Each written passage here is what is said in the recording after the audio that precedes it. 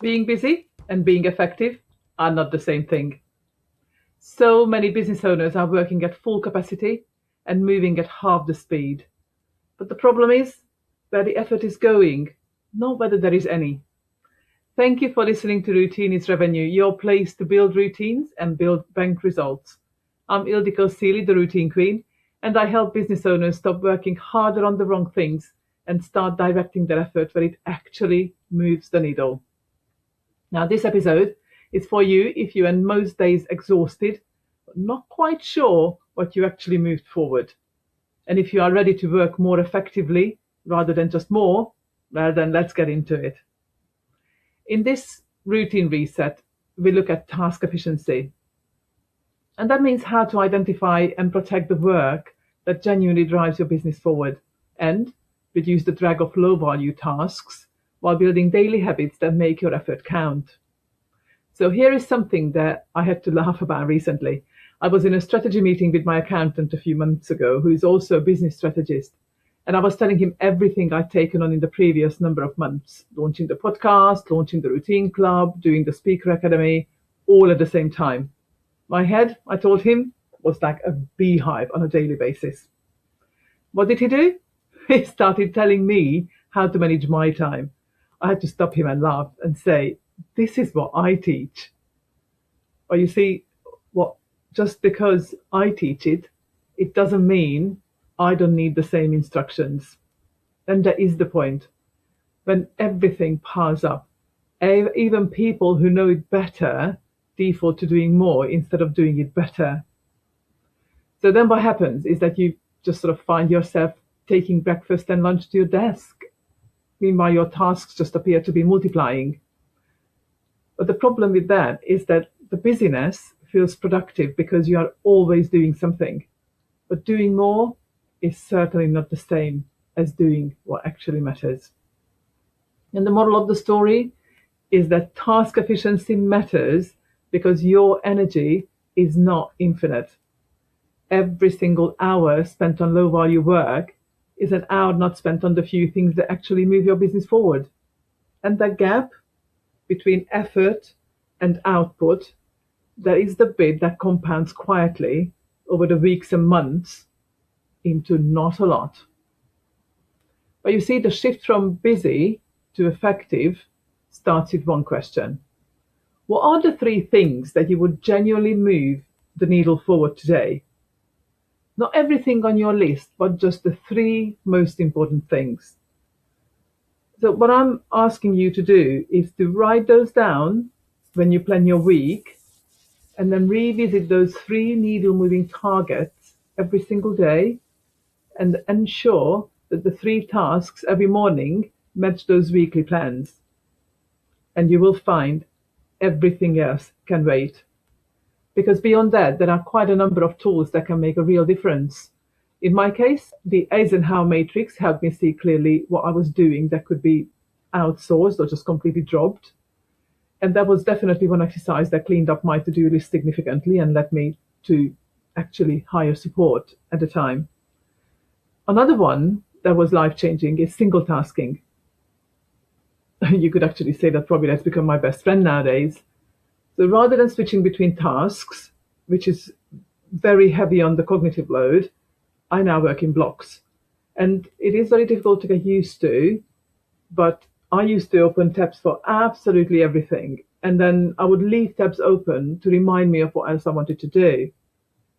But now I catch ideas differently, just in a good old-fashioned way on a slip of paper on my desk. Whenever I think of something, I very quickly write it down and then just let it rest there, and I keep focused on the task at hand. And that helps me keep focused on one thing at a time.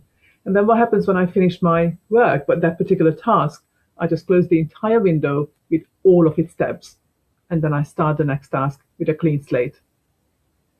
But the pièce de resistance of my 13-week kind of plan is my action planner that was designed by my accountability partner. And it just simply keeps the bigger picture visible alongside the daily detail and absolutely everything in between. So you see, even the routine queen falls into time-stealing traps. And that accountant conversation that I quoted earlier, that was my reality check. The three arms of my business, the podcast, the routine club, and the speaker academy, they all started within about 6 months of each other.